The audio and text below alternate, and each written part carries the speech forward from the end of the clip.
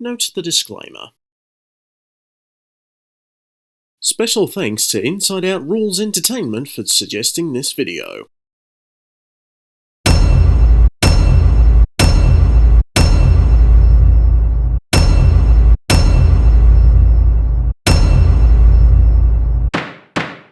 "45 seconds of two freaking logos, as usual. 3 seconds of Jeremy sinning logos, as usual. Darkness instantly tells me there's going to be some narration in this bitch. Do you ever look at someone and wonder, Narration. So is that technically a sin on you? Since you also do narration for all of your videos? Because if not, it should be. This baby memory should have fallen off the track and smashed on the floor, thereby giving us a good reason for why we can't remember baby stuff. Or how about a memory troll with 18 million hit points and infinite mana? Okay, I'm going to ignore the RPG statistics fail and focus on why Riley doesn't remember a lot of her earlier memories. Because the memories fade over time, and once they're grey, they get sucked out of long term and ejected into the abyss.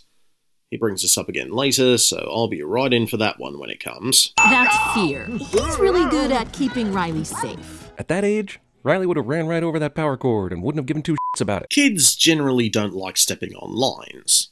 I mean, you've done that whole step on a crack and break your mother's back game, right? And of course, after she does step over it, she immediately goes right back to running with the wagon and knocks everything over. Also, movie steals its entire premise from Herman's head. Yeah, but there's a few differences between Inside Out and Herman's head, if we discount the medium being used here.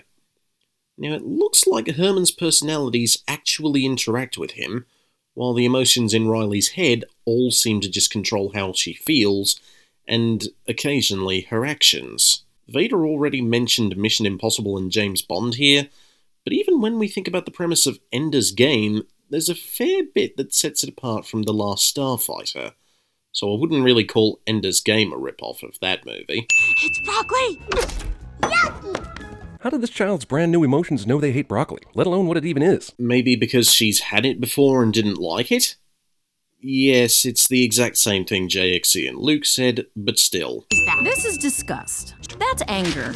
Okay, so far we have joy, sadness, fear, disgust, and anger. And that's it. The rest of the movie. No love, no loyalty, no competitive spirit, no logic, no... Well, like Luke said in his video and Moon repeated in theirs, Pixar reduced the amount from a proposed 27 emotions to a simple 5, so that the audience won't be overwhelmed. And like Vader mentions in his video, you can assign anything to the 5 already here, like love to joy, competitive spirit to anger, and logic to fear, since we've seen him overanalyzing every scenario. Not to mention, like the Birdman pointed out, she's only a toddler here, so complex emotions can't be added at this stage of life. Riley, if you don't eat your dinner, you're not going to get any dessert. How is Anger already reading a newspaper about no dessert before Riley's dad said anything about it? Great newspaper, by the way, but we're still sinning this because we're assholes. Sinning a running gag.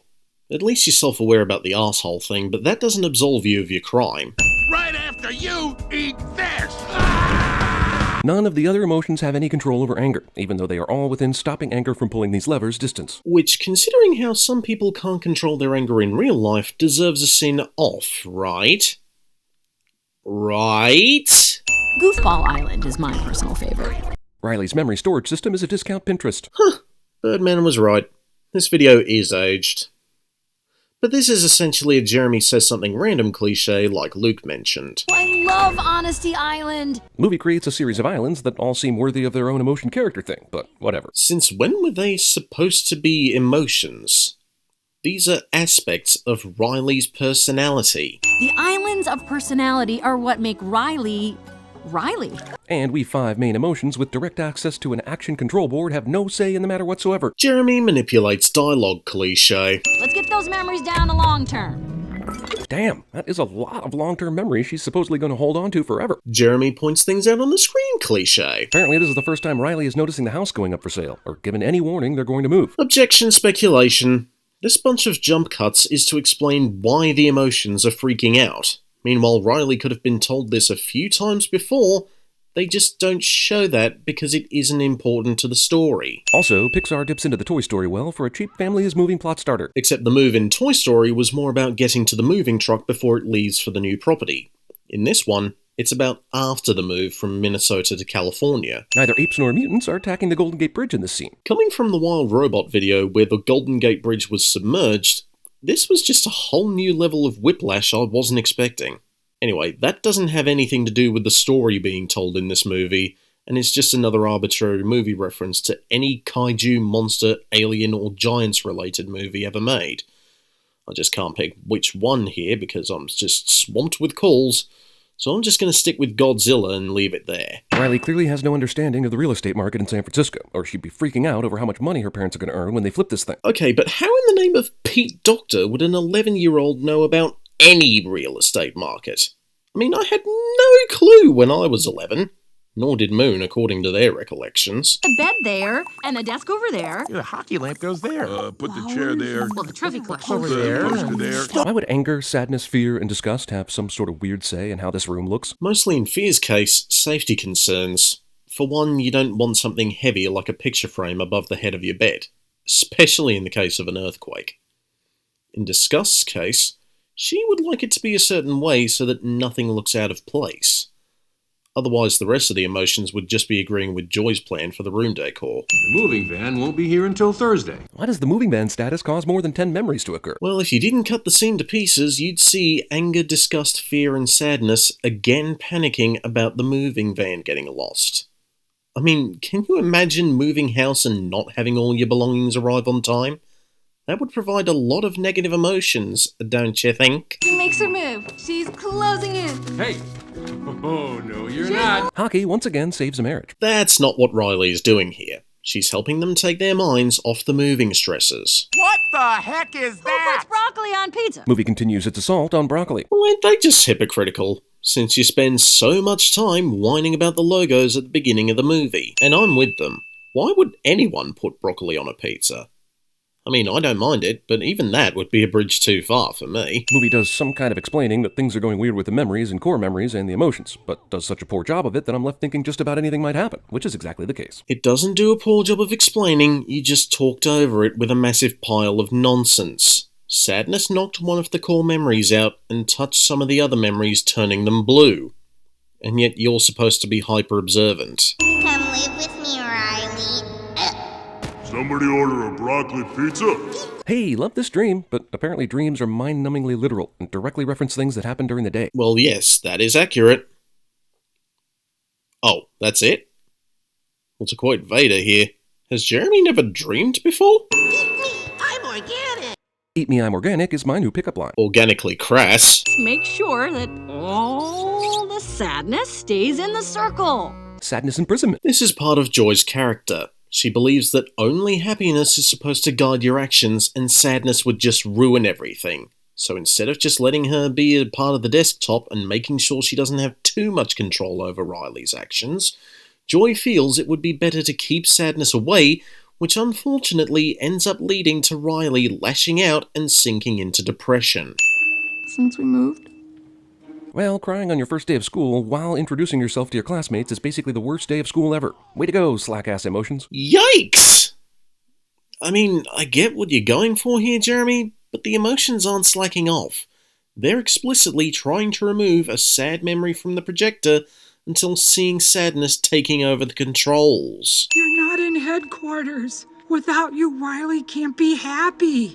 Apparently she can't be sad either because you're also not there, but that's something we'll gloss over. Well, you had a good point, but then f***ed it up by not realizing that Joy doesn't want Riley to feel sad and made sadness believe she was worthless. The movie puts a whole bunch of bullshit between Joy and Riley's brain just for the sake of the runtime of the film. Actually, this is to put the distance of their journey into perspective, because every other human being has millions of things going on inside their heads. Won't it be great to be back out on the ice? Here's an interesting quandary the movie is in at this point. Supposedly, Joy and Sadness are in a place where they're physically stuck until they can figure out how to get back to headquarters. But what if her parents suddenly moved back to Minnesota? She reunited with all her friends and everything went back to normal. Would a magic vacuum enter Riley's head and suck them back into headquarters? Not how it works, my guy. The father is thinking about a full game of hockey while eating? That's racist, but also impractical. At this point, all I'm picturing now is Jeremy singing Blame Canada from South Park Bigger, Longer and Uncut.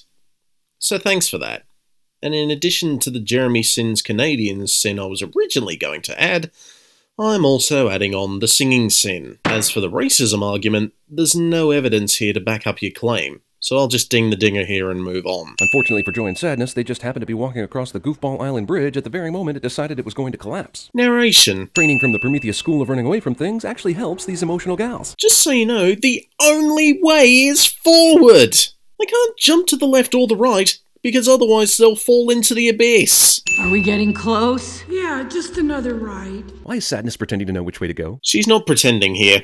She knows the way to go because she's read the mind maps involving long-term memory in the manuals that Joy forced her to read. Phone numbers. We don't need all these. They're in her phone. This movie is genuinely clever, and we love it, so take our sins as a function of us just being dumb gorillas. But Riley is a millennial, and it's doubtful she ever memorized phone numbers. This is more of a joke for people in their 30s, who grew up memorizing numbers, but when the cell phone age began, suddenly didn't have to. First off, Riley is Gen Z. Also, sinning yourselves. They took our jobs! They took our jobs! Took our deer! Took our deer!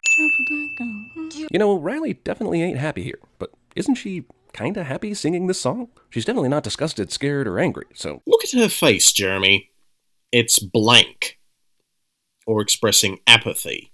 Yes, it's a happy memory, but since Joy isn't in headquarters, she feels more neutral about it. The joy? The joy? How does news about the various emotions travel outside of headquarters to imaginary friends or employees of a human head? Is that the weirdest thing I've ever written? Yes, it is. Nah, you've written much weirder. And they're most likely born with this information. I mean, there's no anonymity inside a human head. Just want to be clear, the imaginary friend inside of Riley's head just sprained his leg? Yes. Walk! We're not walking. We're taking the train of thought. Movie just keeps inventing ways out of the bullshit scenarios it puts its characters into. So you're suggesting the train of thought just came out of nowhere? Because it didn't. We already saw it earlier dropping daydreams off to HQ. How is Riley talked into playing hockey again? Especially since she's completely shut down since Joy left headquarters. You think only Joy wanted Riley to pick up the sticks? Anger, disgust, and fear probably wanted to do so for an attempt to restore normality until Joy and Sadness return. Here comes the tickle monster. Tickle Monster. Not a sin there, mate. Riley's dreams are truly the weirdest thing ever, because they're all based on earlier events. Does she ever have that dream where she's trying to get somewhere, but no matter how far she travels, she never gets any closer? Double dipping. It's broccoli. God damn, I know it's common for kids to dislike vegetables, but this assault on broccoli is offensive. That is delicious and nutritious. I'm with you on the nutritious part, but good luck trying to convince people that it's tasty. Plus, the movie is saying just Riley believes this, not the movie itself or everyone in the world. Instead of lifting up the balloon cage, Joy tries to do this. I mean, we see her do this with a different balloon down here, so it's not like balloons are super heavy in this place. For one, there's a pink cat-elephant hybrid inside it. For another, there's balloons on the bottom of the cage. Honesty Island crashes into the train of thought, and so the train gets derailed. But doesn't she still have a train of thought about running away? If we're making physical representations of abstract things, does this mean she's not thinking anymore? Am I overthinking this? I'm pretty sure I am, but it's amazing how convenient all these physical interruptions are to the plot. Just so you know, this is just one of many interpretations of train of thought. This isn't meant to be taken seriously. Well, what would have happened if it had missed and just fallen? Can emotions die? See, look how convenient it all is. You say, who cares? It's a kid's movie about the inside of a brain. But I say, I care, damn it, because cheap tension does not equate as real tension. Cheap tension? Emotions can die here, I'm pretty sure. Otherwise depression wouldn't be a thing. But why is this a question you need answered? Joy is a dick. In Brainland, this is basically manslaughter. And yet, character development seems to elude Jeremy again. Like how Moon and Vader mentioned, this is how she starts off at the beginning of the film. Pushing Sadness away instead of letting her be a part of the control panel, and comes to realise later that she's in the wrong for this way of thinking.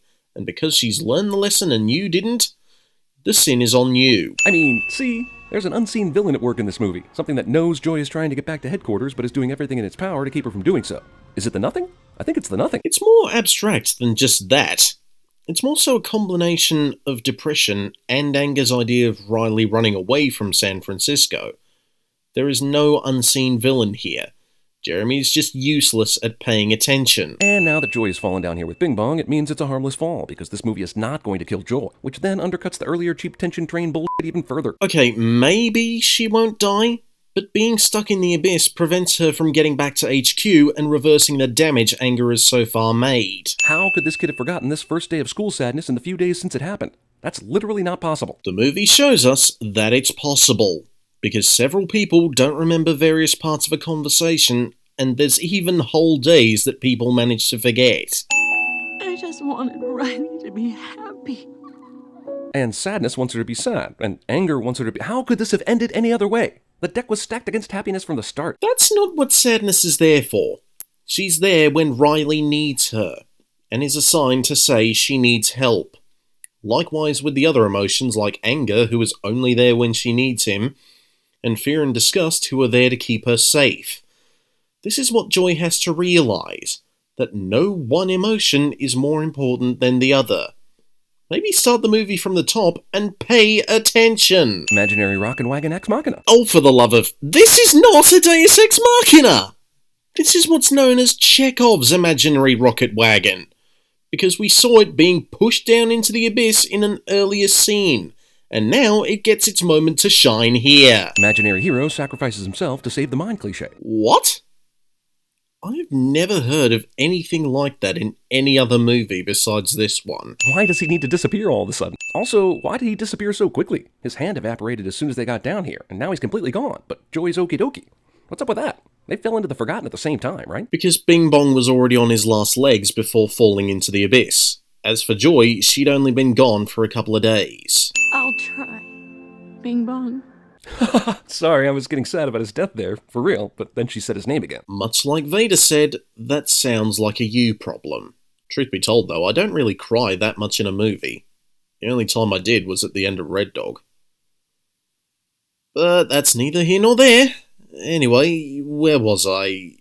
Oh yeah! I reject this notion that sadness can just make every single one of these memories sad by just touching them. And if you tell me certain memories are going to be looked back upon with sadness just because of all the shit she's going through, then I'm going to tell you all these other memories on the higher shelf should be affected too. You can't just pick and choose that shit, yo. Actually, she can. For one, this was already an established thing that sadness can touch an old memory and make it sad. And for another, she's not tall enough to reach the higher shelves, which means that those ones are still going to be either happy, sad, scary, disgusting, or angry. You are literally sinning an animated movie for rules it came up with. Funny how all the other islands immediately crashed, but this one is staying up because family, I guess? If it's that strong, does its survival really depend on whether or not Riley gets on that bus? Well, yes, because it stays up after sadness took out the idea bulb that anger jammed into the console. If that didn't happen and the bulb stayed in, Riley would still be on the bus back to Minnesota, and the island would be destroyed.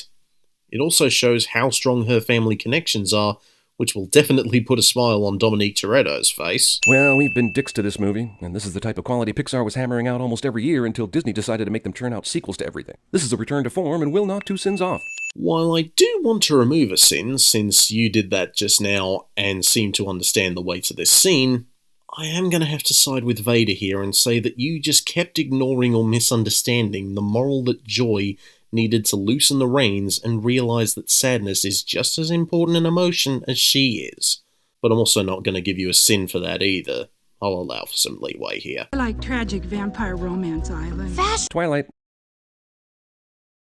Sorry. Girl.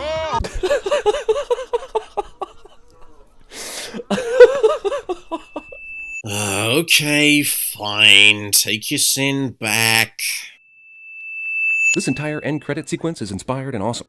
Opinion sustained. However, much like Luke, Vader, and JXE, I can't let the ding sound for a sin removal slide.